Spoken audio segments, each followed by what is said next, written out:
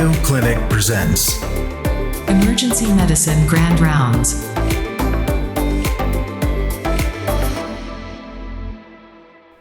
Welcome to the September Grand Rounds episode from the Always On EM podcast, a podcast about emergency medicine from Mayo Clinic.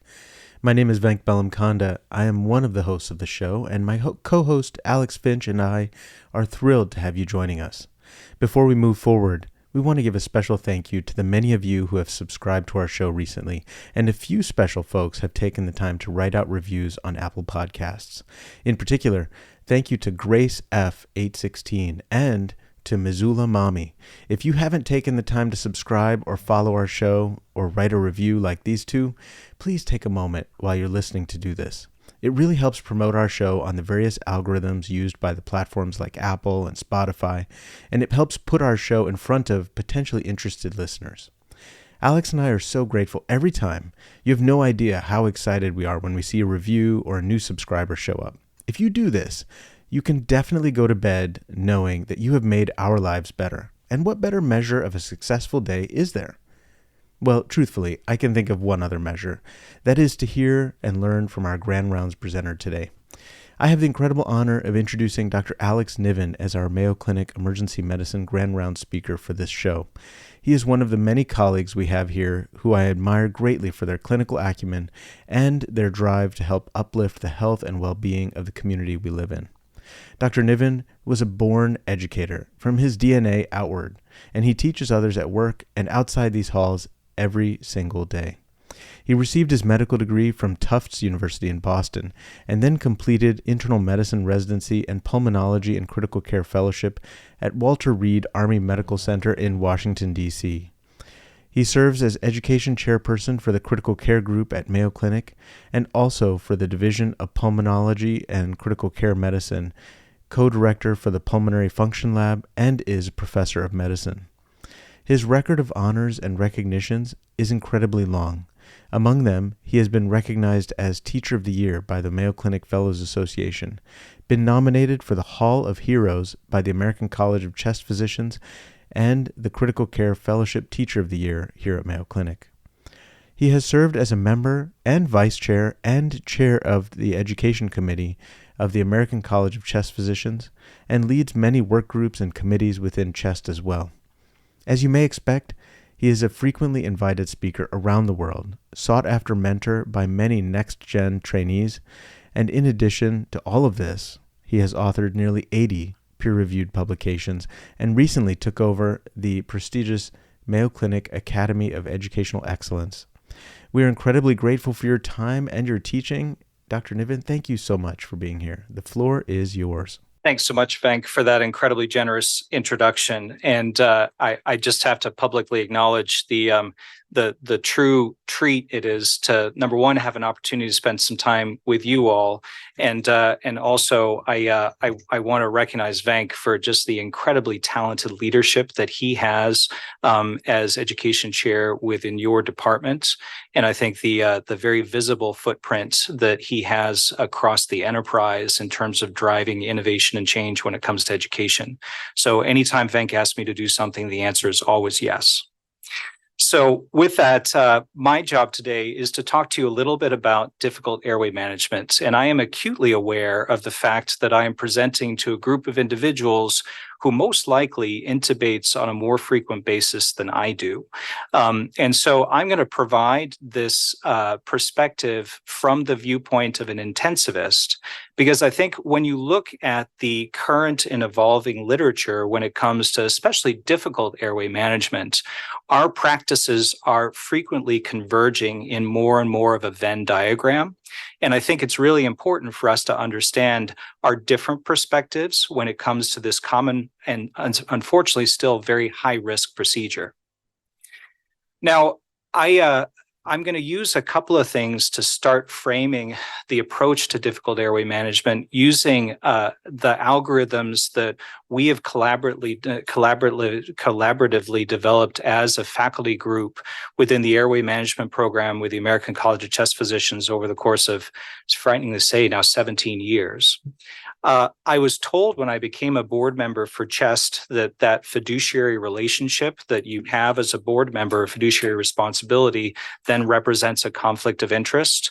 So I'm going to call out Ben Sandfer in the back, who's going to keep me honest in terms of the stuff that I say, and he is also a faculty member for the airway course, Ron Walls's course, and so I think there's probably some interesting perspectives to balance back and forth with that.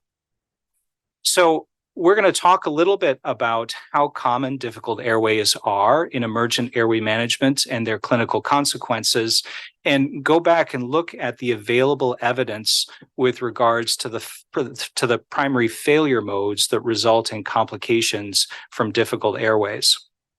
We've got actually a lot of really exciting literature that's come out over the course of the last 5 years that I'm going to try to summarize briefly to make sure that we are all on the same page in terms of the most recent updates. And along the way, I think we can also highlight both some controversies and some opportunities for improvement in terms of future research. So I have always thought about difficult airway management simply defined as difficulties with either glottic visualization or tracheal intubation. And so I was a little bit disappointed when I went back to the latest Difficult Airway Society guidelines and find that that definition has now been broadened to include difficulties with face mask ventilation, the performance of the procedure of laryngoscopy, ventilation through a supraglottic airway, intubation or extubation, or really any sort of situation where you have difficulties with ventilation or oxygenation. That being said, that is probably reasonable in terms of thinking about the challenges that we face every day and the complications that unfortunately still remain relatively routine with this routine daily procedure that we perform. I've been maintaining this graph for now a number of years and perversely adding each new study specifically focused on emergent or ICU airway management, looking at the incidence of hypoxemia shown here in blue, hypotension or use of increased vasopressors in green, and cardiac arrest or death shown in yellow. And although I think if you squinch up your eyes, you can imagine the slope of this slowly decreasing a little bit over the course of the last almost 3 decades, I'm going to argue that the rate of complications here still remains unacceptable for something that we do routinely on a daily basis. And we know that overall, when we face an undifferentiated population of patients requiring emergent airway management, about 10% of those folks will have difficult airways. Most of those folks are really the individuals who suffer these complications. Now, we also have a real-world experience that's a little bit humbling. So this is the INTUBE study. The next time you talk to the good Dr. Bauer, if you want to get on his good side, you should ask him about it because he was one of the co-investigators. And this was really a snapshot of airway management procedures performed in a huge number of ICUs across the globe over the course of a discrete period of time. And what the INTUBE study demonstrated was almost half of those patients who underwent an airway management procedure during the dedicated window of time during which the study was performed experienced some major event. And again, the consistent complications that I showed in the last slide are the common complications that are described in association with difficult airway management. And in that population, over a third of those individuals did not make it out of an ICU. So I'd like to frame our conversation just briefly in terms of a case that I'm sure will be familiar to you all. So this is a 62-year-old who presents with acute hypoxemic respiratory failure due to progressive signs and symptoms of pneumonia. The patient's obese, has typical metabolic syndrome and its complications, and was placed on fairly aggressive non-invasive ventilator settings about an hour ago, and despite that, remains febrile, tachycardic, tachypnic, and is becoming more somnolent. So this is a person who looks like they're failing non-invasive ventilation, needs invasive intubation and ventilation. And, just for the sake of completeness, this is their chest x-ray. And I don't think I need to tell you that this looks bad. So The things that we face in terms of challenges in a situation like this are many. So first of all, unlike our anesthesia colleagues, most of the time when we manage airways, they are done emergently, which means we have limited time for planning and preparation. And our patients in general are not fasted. They often have full stomachs. And so with that, a greater risk of aspiration.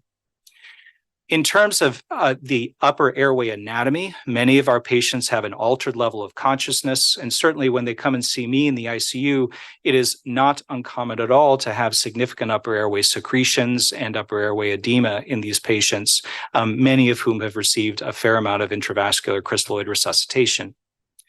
I think the other major factor that has been increasing in terms of both awareness and proactive management has been an open recognition of the challenges in physiology that we face on a regular basis. That snowstorm on the chest X-ray suggests that this patient has significant shunt physiology, which is driving both his hypoxemia and creating challenges in terms of potential pre-oxygenation and more rapid desaturation after apnea is induced following induction. There are individuals who talk about the shock index as a relatively reliable predictor of hypotension with induction. And then, of course, metabolic acidosis and underlying baseline ventricular dysfunction increases the risk of further hypotension, arrhythmia, or potential cardiac arrest. I presented this patient. This was a real patient with a BMI of 40 because I think that encountering patients who are a little upper Midwest size is not uncommon in our daily practice. And I think it's important to recognize the specific challenges that the obese patient presents when it comes to this procedure. So certainly because of body habitus, there are significant challenges in terms of appropriate mask ventilation due to difficulties with mask fit and potentially increased upper airway resistance from excess upper airway soft tissue.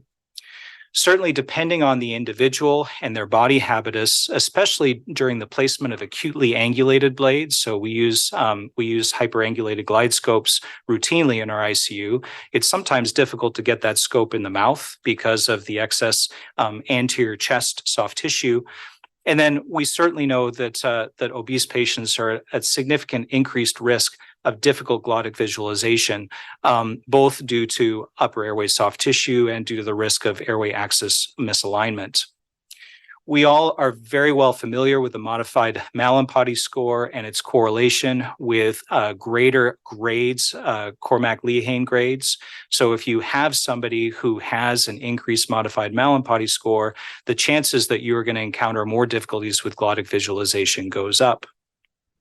And especially with obese patients, that heavy chest wall that is part of their syndrome results in lower resting lung volumes and a decrease in FRC. And so as a result of that, you see significant increased difficulties in terms of pre-oxygenation and more rapid desaturation. And this is a classic study published now over 20 years ago, looking at the time to desaturation after induction, just demonstrating that graphically. So these were normal individuals induced in an operating room, and time from induction to desaturation using rapid sequence intubation. You can see, again, obese patients rapidly declining, and you introduce underlying cardiopulmonary disease, either acute or chronic, and you will see that time from induction to desaturation shorten even more. Probably one of the best studies looking at the contributing factors to complications during airway management is the NAP4 study. Now, although this study is relatively old, published in 2011, the methods that the authors used in this was really quite impressive. So this was a study done in the UK where they collected prospectively a registry of all airway management events done in the national health system. And as part of that publication, they broke out emergent airways performed in the emergency department and the ICU. And I don't think surprising to anybody in this room and where we practice, they found actually the majority of the airway management complications occurred in those settings. And I'm sorry, 25% of the adverse airway events occurred in these settings. And this was really the first time that the concept of human factors and challenges with teamwork and communication really came to the fore in terms of contributing factors for airway management complications. So as they systematically reviewed each of these airway management complications, what they found was failure to proactively identify high-risk patients for difficult airways, failure to clearly formulate or execute a plan as a team, or managing problems in a logical, organized manner were the major contributing failure modes.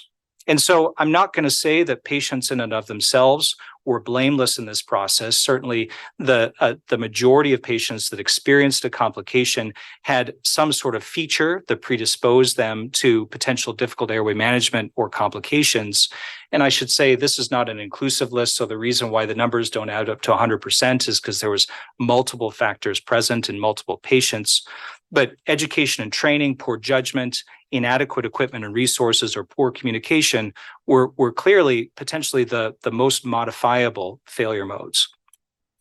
So what I'm going to do is march through sort of a systematic approach to intubation, highlighting kind of the key elements that are available from the literature, are supported by common expert opinion, and also some opportunities where we still remain challenged and we don't really know the right way as we move through the preparation and pre-oxygen phase, the active intubation.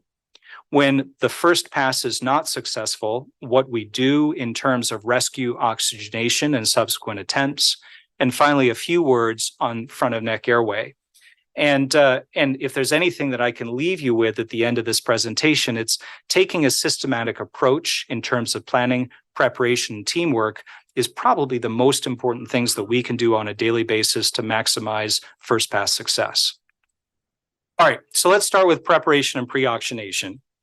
And so this is a mnemonic that we put together that is just one of many out there to help think about a systematic approach to intubation that I try to do in every patient every time. So the first step is assessing the airway. The mnemonic that we use for that is it's all in your hand. So certainly if there's a history of a difficult airway in the past from a prior intubation note, that is helpful. Thinking about the anatomy and features that potentially increase the risk of a difficult airway based on that. We'll talk more about that in a minute. Neck mobility is obviously a concern if you were doing direct laryngoscopy, but less of a concern in terms of many of our video techniques. And just highlighting the fact that even though we've spent a lot of time trying to identify the best patients who anatomically have increased risk, we don't always effectively predict those high-risk airways based on that initial assessment. What I usually do when I come into a room is start pre-oxygenating immediately, because 3 to 5 minutes worth of pre-oxygenation while you're setting up your equipment, getting the team organized and preparing your patient can go a long way in terms of lengthening your time from induction to desaturation and maximizing your ability to place that endotracheal tube before the saturation drops below 88%. Preparing all of your necessary equipment, including the drugs ahead of time, is incredibly important. And then thinking about that crew resource management issue that we were talking about with the NAP4 trial, identifying the team members, reviewing the roles, primary and backup plans, and oxygen cutoffs are incredibly important so the individuals around you can anticipate the things that you are going to do. Administering medication, followed by intubation, confirmation, holding the endotracheal tube sort of rounds out the mnemonic. Now, there's lots of information out there in terms of different anatomic features that potentially predispose one to have a difficult airway in terms of glottic visualization or difficulties with endotracheal intubation.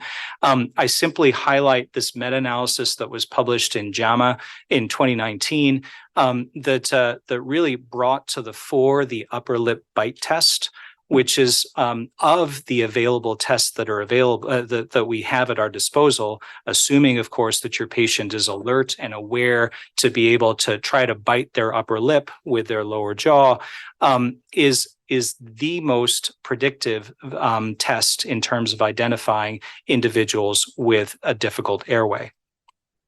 In the ICU, we also focus on the Makocha score, which is a score that actually came out of France, looking at a series of risk factors, the greater the number of which is associated with the greater the risk of intubation. I will fully confess that I do not use the score on a regular basis because it's just hard to remember 12 things in my mind. But I think it illustrates very nicely the common elements that we associate with either an anatomic or a physiologically difficult airway. So pre-oxygenation is incredibly valuable, largely because we replace the anatomic dead space, the trachea and the central airways, with 100% oxygen, essentially functioning as an oxygen reservoir once we deliver our induction and paralytic drugs and induce apnea prior to performing our intubation attempt.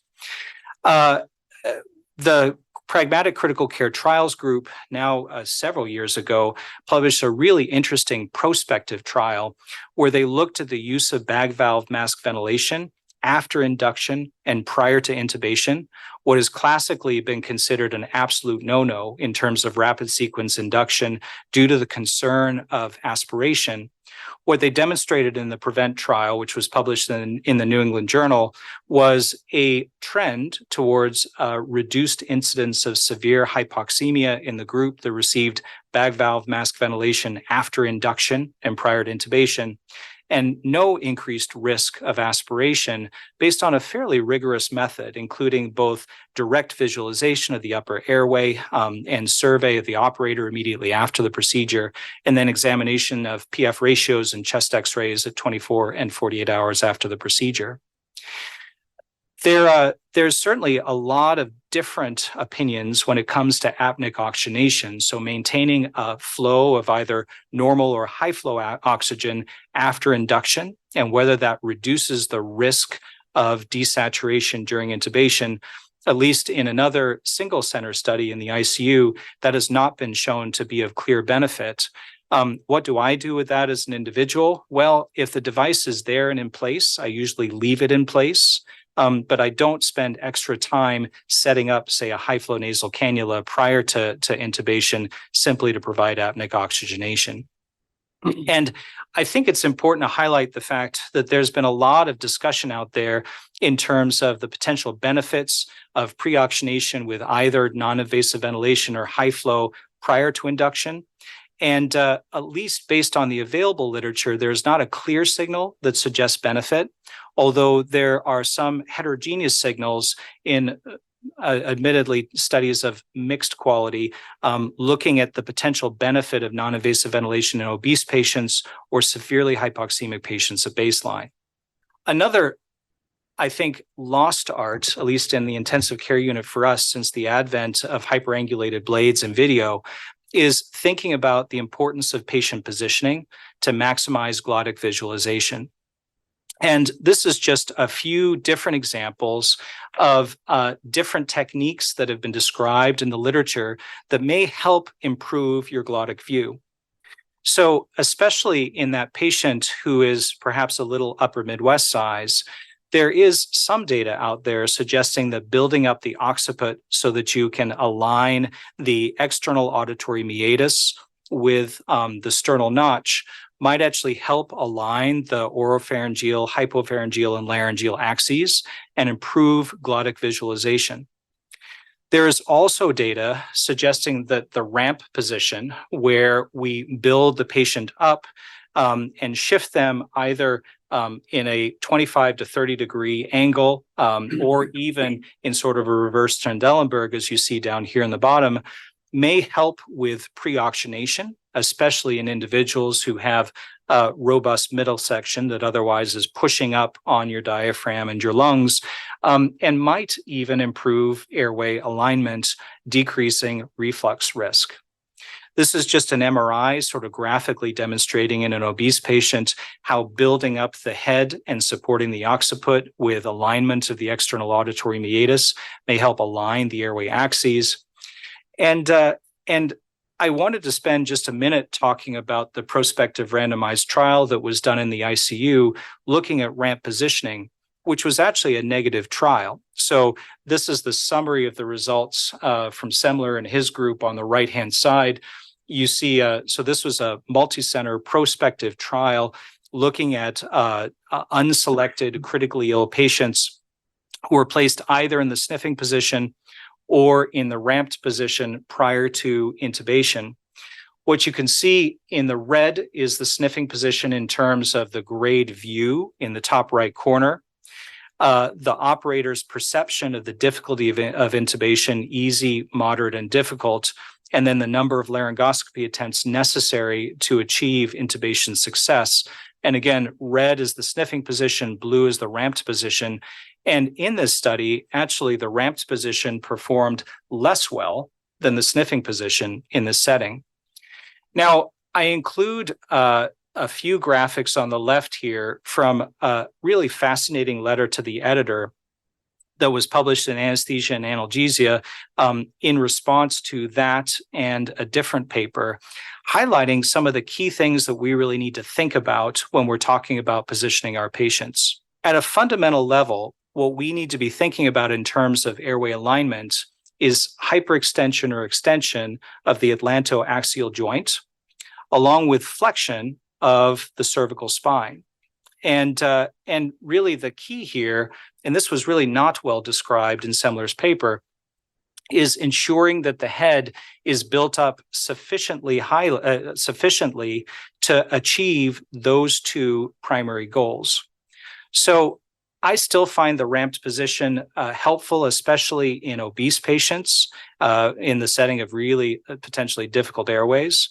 But thinking about those concepts, I think, is really important and vital if you're going to employ this technique. We're well familiar with the induction agents that are associated with intubation, and certainly I think we use the same agents in terms of propofol, etomidate, and ketamine. I think that one of the things that I am acutely aware of in the intensive care unit setting, many of our patients are hypovolemic, many of them are in shock, and using full induction doses of these drugs will cause hypotension as a rule rather than an exception. And I have been regularly humbled when it comes to ketamine. We classically think about ketamine as a drug that provides a pressor response in terms of increased heart rate and increased blood pressure. Well, that's all well and good unless your patient is catecholamine depleted, in which case we will often see significant hypotension in that setting as well. So what is the potential solution in this situation? Dose reducing these agents is one opportunity that we can think about. The other is preemptive use of vasopressors to balance out the predictable side effects that we see with these drugs.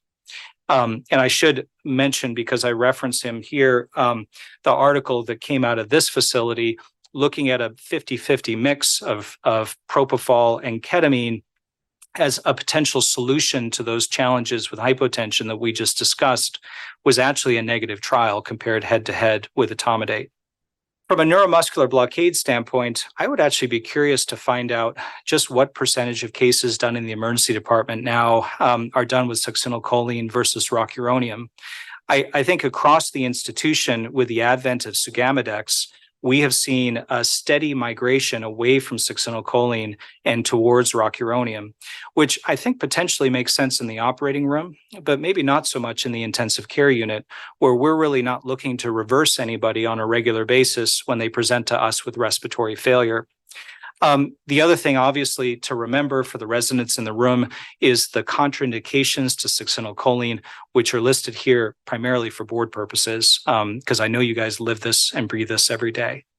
Other things that we think about in terms of planning and preparation in our patients prior to intubation, there are a lot of quality improvement and poorly controlled studies that have discussed the potential value of fluid loading over the course of the years.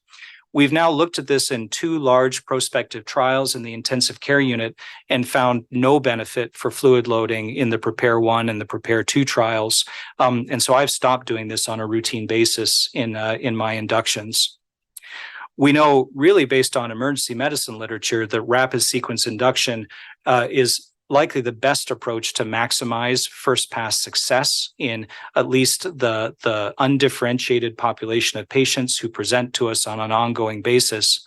But again, one of the things that comes with that is a risk of hypotension, given the fact that you don't know the underlying circumstances and situation of the patient that you're facing. And so really, based on some very nice quality improvement work that Paul Mayo and his group at Long Island Jewish did back over 10 years ago, I think there's been a slow but steady creep towards preemptive vasopressor use in this setting, anticipating and balancing the effects of hypotension that we see with many of our induction agents. And that's especially important in the setting of distributive or cardiogenic shock, right ventricular failure, or aortic stenosis. So let's talk a little bit about intubation. So one of the things that we have really pushed as an airway group has really been highlighting the fact that prevention of hypoxemia is perhaps just as important as placing that definitive airway in an acutely ill patient presenting to the ICU or the emergency department setting. And so obviously, if somebody is crashing and has very low oxygen saturations to begin with, we've got to move very quickly. And that automatically sort of moves us into a sort of a failed airway algorithm where we're focusing on restoring oxygenation first, stabilizing the situation, and then getting the endotracheal tube in. I think something that is largely a data-free zone in the intensive care unit is the use of awake intubation in individuals where you have time and clearly have risk factors for complications and a difficult airway. And this is something that I think we see practiced highly variably based on the provider and the setting in our intensive care units, and a clear opportunity for improvement, both in defining the right patient populations, the right upper airway topicalization, the right medications to use as part of that process. And then typically we are using fiber optic intubation in this situation because as pulmonologists, we feel a little bit more comfortable that way. For the vast majority of the rest of the individuals, really where we think we can get an airway, we're going to put that person to sleep and intubate them in one way, shape, or form. And this is really where we have a very exciting development with the device trial that was just published a little bit over a month ago now, online first in the New England Journal of Medicine. So this was a large prospective randomized trial looking at video laryngoscopy versus direct laryngoscopy and the rate of first pass success in an unselected population of patients presenting to either the emergency department or the intensive care unit. Now, you guys did much better in terms of overall recruitment. Again, probably because you see a lot more folks who require intubation than we do on an ongoing basis. We then receive them from you. So 70% of these procedures were done in the emergency department. And not surprisingly, the major indications for intubation were altered mental status and respiratory failure. What the device trial showed was a significant increased incidence in terms of first pass success when a video laryngoscope was used. It's important to highlight that the vast majority of the video laryngoscope procedures were performed with a more traditional Stort CMAC, McGrath Mac, or GlideScope Mac blade. And the complication rates were relatively similar between the two arms of the study.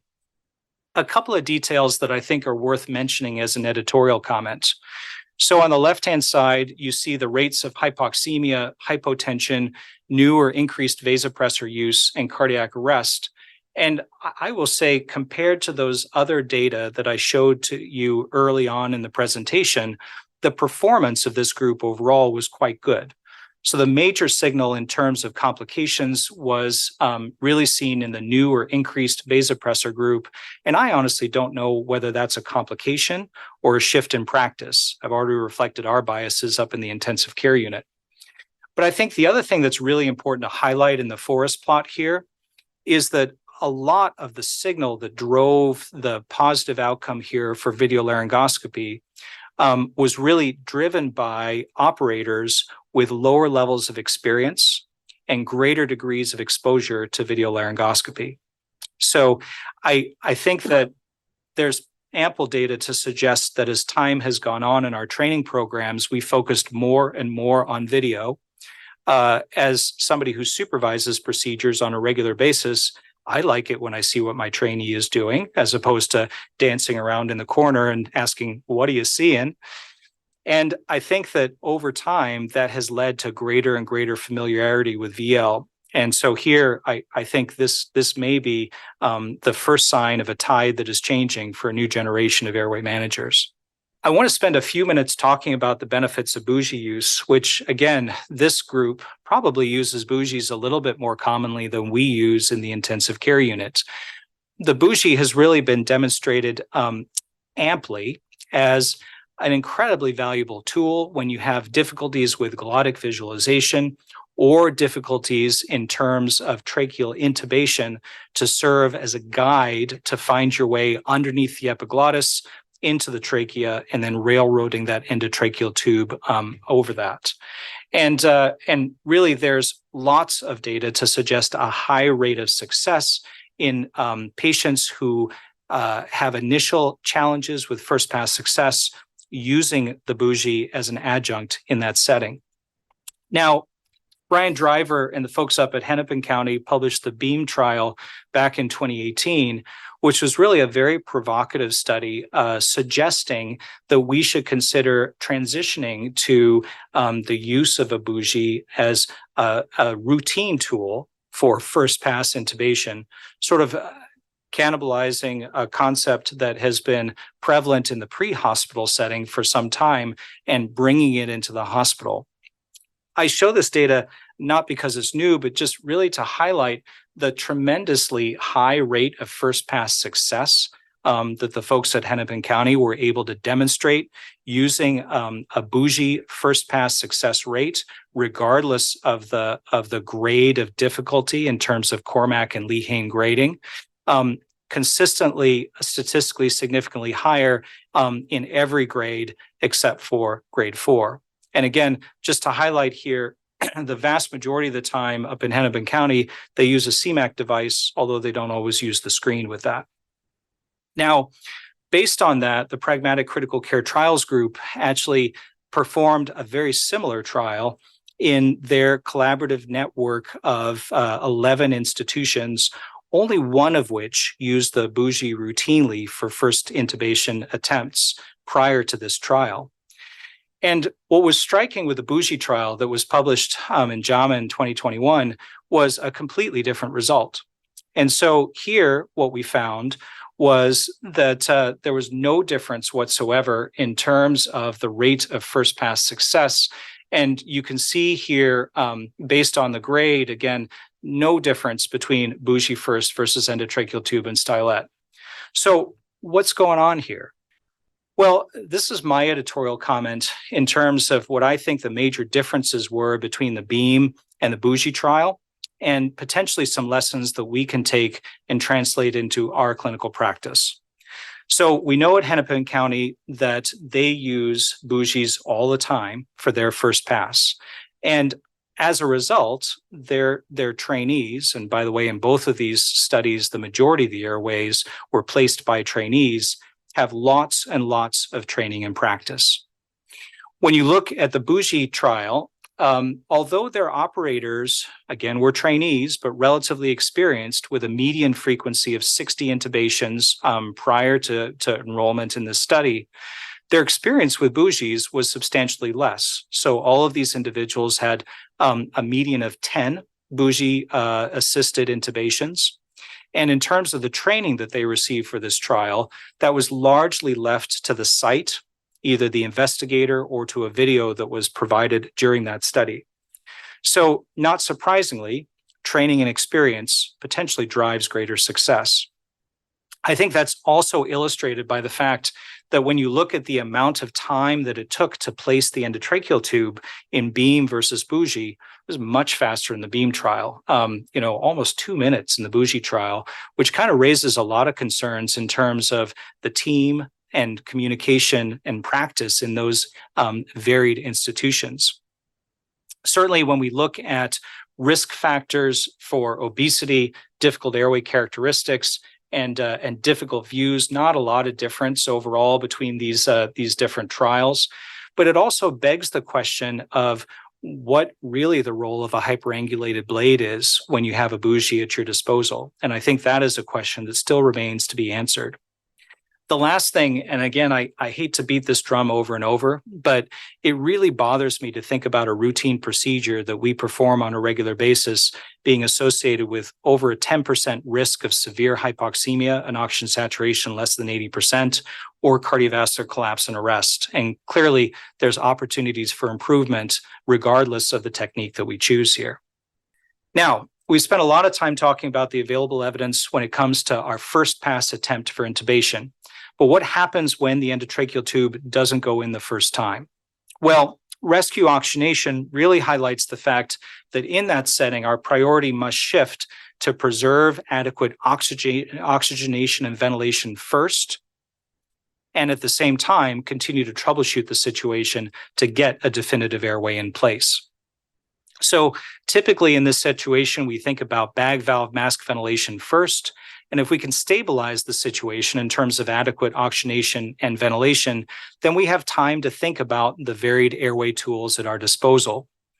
One technique that's been popularized by many systems, the VA being one of them, is the vortex approach, thinking about mask ventilation, endotracheal intubation, and extraglottic airways as the three sort of categories of tools at our disposal. And as we move through our sequential intubation attempts, thinking about varying something in that technique, be it manipulating the patient, the larynx, the device, trying different adjuncts, different sizes, improving oxygen flow and muscle tone or relaxing muscle tone as the major tools that we have at our disposal. The concept with the vortex approach, of course, is that as time goes on and repeated attempts continue, the patient starts circling along that vortex, moving closer and closer to the center and a front of neck airway. Certainly, if we can't reestablish ventilation and oxygenation after our first attempts, then really our algorithm is fairly simple. We move very rapidly to attempting restoration of ventilation and oxygenation with an extraglottic airway. And if that is unsuccessful, we move on to cricothyroidotomy. Now, I feel a little sheepish talking about extraglottic airways to this group because, again, you guys deal with these a whole lot more than I do, especially extraglottic airways that are placed in the pre-hospital setting, which is really where the majority of the data is. And I simply bring to you these two very large prospective studies that have been published over the course of the last several years, looking at the effectiveness of extraglottic airway placement versus endotracheal intubation in the field, and showing in terms of the rates of first pass success, they're much higher with the use of a laryngeal tube and supraglottic device, with significant associated benefits in terms of return to circulation, hospital survival, and neurologic outcomes. I think the thing that was striking to me reading these articles was a follow-on study that I apologize I didn't include on this slide that Driver published in the Annals of Emergency Medicine last year that looked at the most common action on the part of an emergency medicine physician after a patient with an extraglottic device arrives in the emergency department. And in over 90% of those patients, they took the extraglottic airway out and intubated primarily. It's a very different situation to what we face in the intensive care unit, because when we place an extraglottic airway, we're usually up a creek without a paddle and looking for something to stabilize the situation. And once we have stabilized the situation in terms of restoring ventilation and oxygenation, we're going to take a very systematic approach in terms of fiber optic intubation through that device, either with a tube exchanger or primarily with a bronchoscope. And we'll usually do that in the operating room with a surgical airway manager available. So if we need a front of neck airway, we'll be able to do it rapidly. So finally, a word or two about front of neck airways, which I think any airway talk has to include, because if you manage an airway, you have to be prepared to potentially perform a surgical airway if things go wrong. Now, As you might expect, the data in this area is not particularly robust. So we certainly know that a 4-step surgical technique is most rapid. We make an incision, punch through the membrane, secure the trachea, and advance the the cric tube.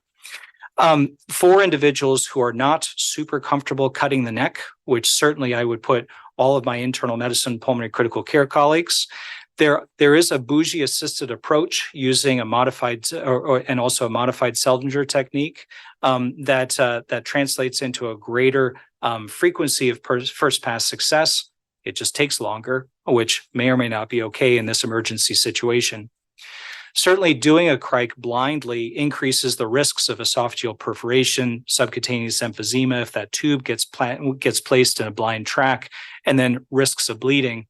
But this can be a potential life-saving intervention, especially in an era where we are dependent more and more on glide scopes, which still can be challenged in terms of situations of upper airway soilage or marked anatomic disruption.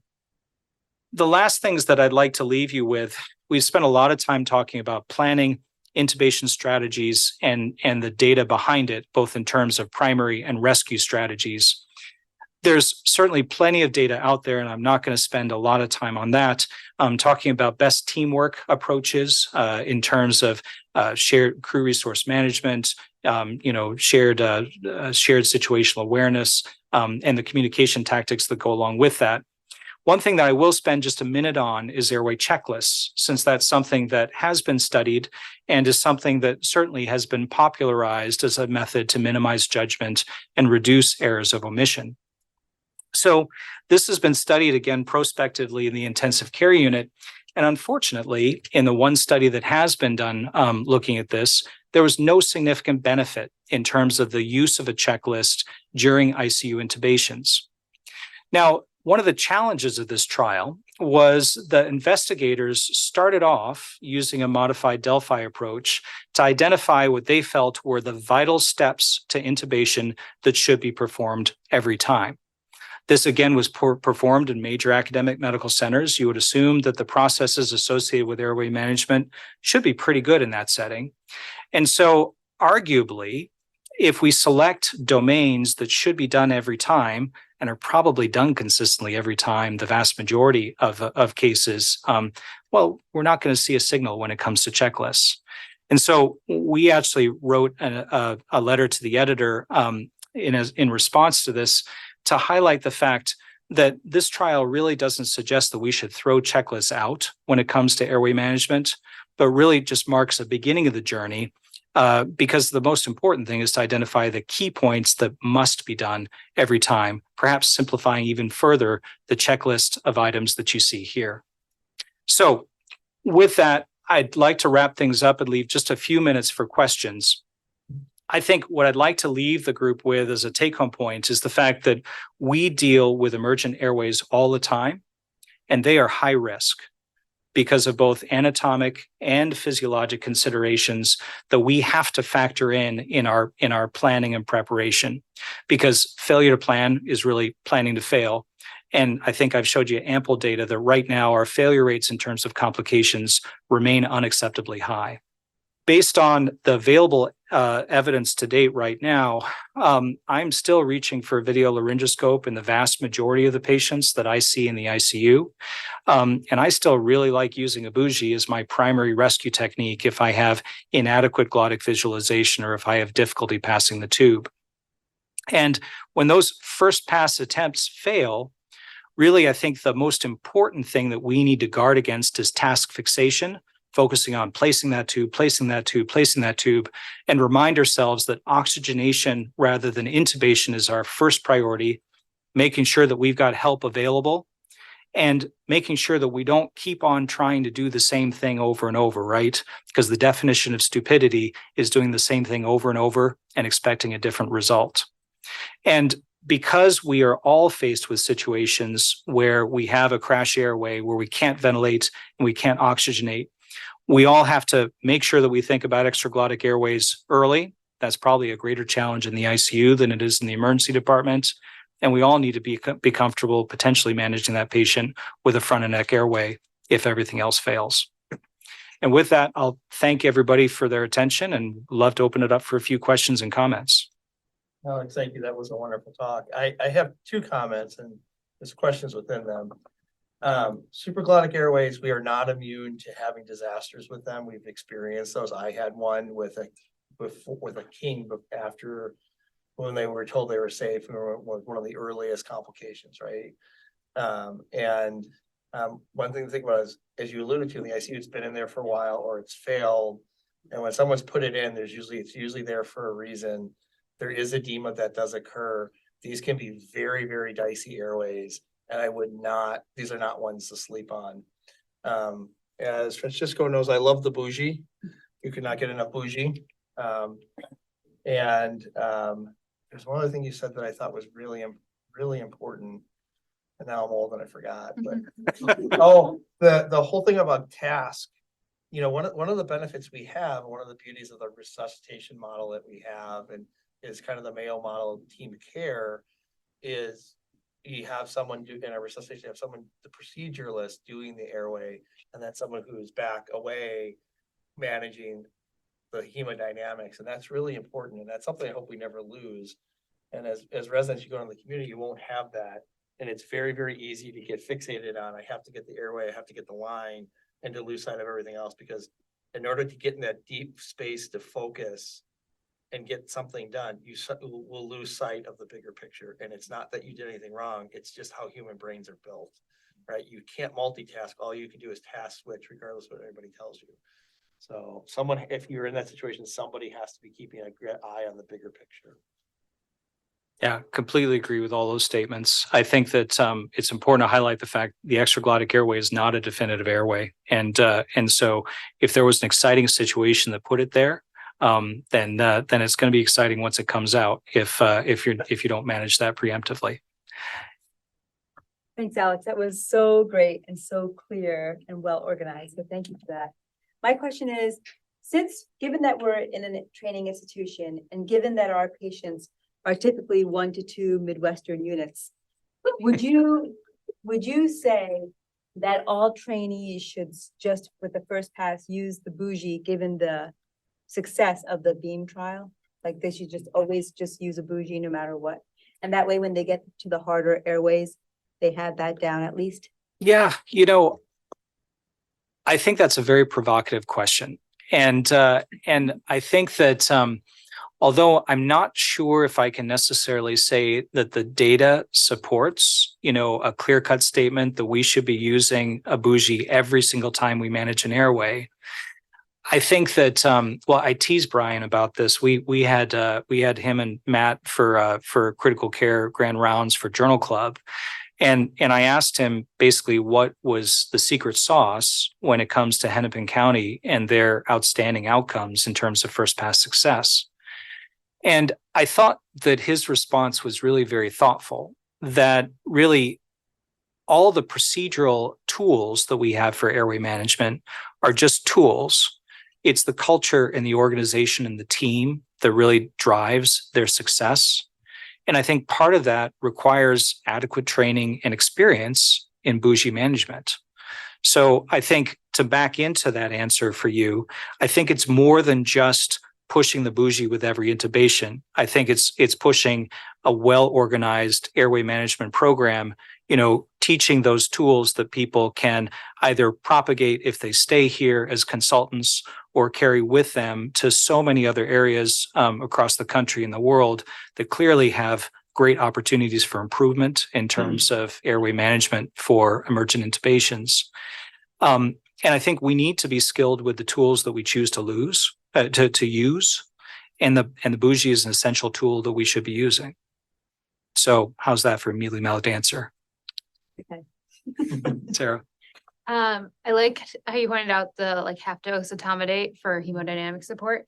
We have colleagues in various specialties in this institution that have strong opinions about etomidate and the adrenal suppression. Do you guys in the critical care in the ICU, do you tend to, as a group, have strong hate or love for etomidate versus ketamine, or do you guys not have a strong opinion? So I think that we have moved past the concern about suppression of adrenal steroidogenesis when it comes to etomidate. So I'm forgetting the name of the trial, but it was published in the Lancet now a number of years ago, large multi-center prospective trial randomizing patients to RSI using either etomidate or ketamine. And admittedly, that was full dose. And showed they actually drew cortisol levels as part of that trial and clearly demonstrated a statistically significant increase in terms of steroidogenesis, but really no difference in terms of adverse patient outcomes. And I think as a result, I certainly have moved past that. And although you'll still hear those words echoed in the hallway from time to time, I don't think it's a significant clinical concern. I think the bigger question that remains in my mind, and I hate to keep on quoting those guys up north because they're going to get swelled heads, but they published a really interesting study about recall after airway management in the emergency department, demonstrating a kind of frightening instance of some degree of patient recall and associated psychiatric complications with those procedures. And so, I can glibly say dose reduce 25 to 50%. That's going to keep the hemodynamics better. But how much is enough without reducing too much? I don't know the answer to that question. And I think that is a fruitful area for future research. I thought there was another hand somewhere. Oh, I was just wanted to say, answering to Neha, I got a paper accepted last month in Annals of Emergency Medicine. It's a systematic review with 10,000 patients with bougie. And what we showed was that bougie was better for first pass success, particularly people with like worse airway, like airways that are with worse views. So what we ended up concluding with, again, 10,000 patients was that if you use it all the time when you really need it, you're going to be proficient at it. Right. Versus if you only use it for rescue, then you're not Right. as good. And that shows with the slide that you show with how long it takes with bougie when you use it all the time versus when bougie when you use it some of the time. So. Yeah. So for the trainee, should we be using this more routinely? I think the answer is yes. Yeah. So I missed that reference. I'm sorry. I got to get it from you. Not yet. I'll send it. I I want think to. the paper you're talking about is in Nature. I'll send it out. Yeah, it was ketamine versus etomidate, large study. There's no difference in outcome. I think it was a big deal. Yeah. So I can send there. Thank you.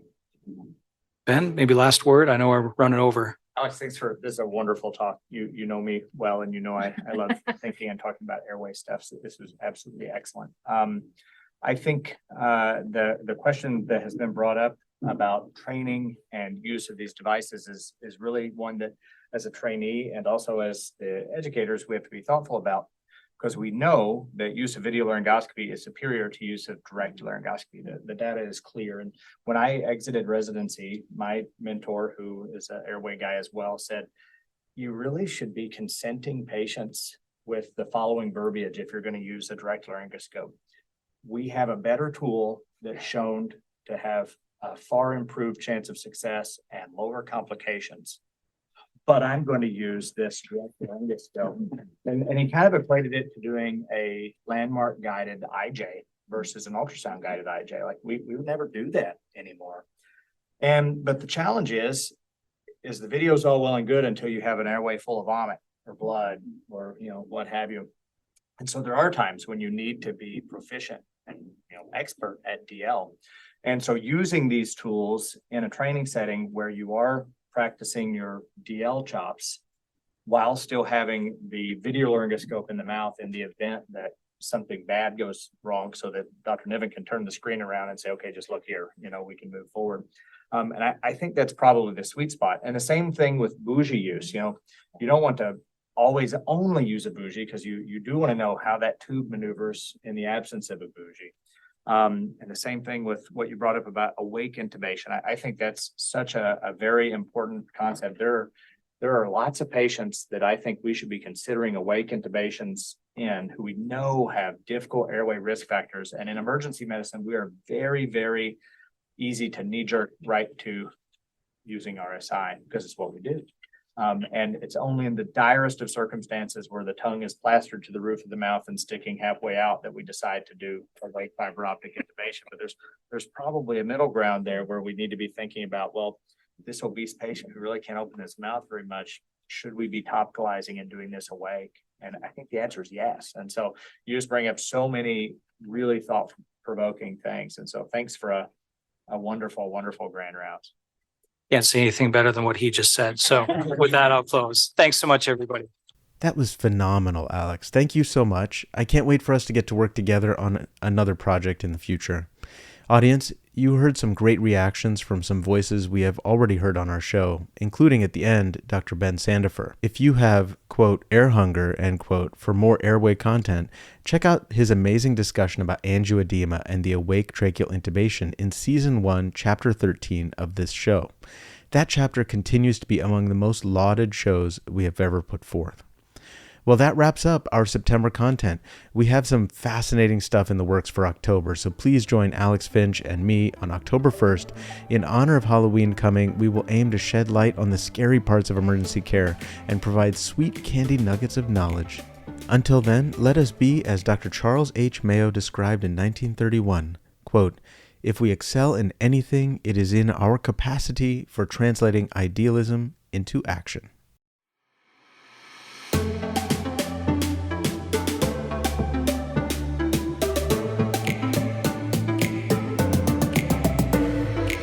The Always On EM Podcast.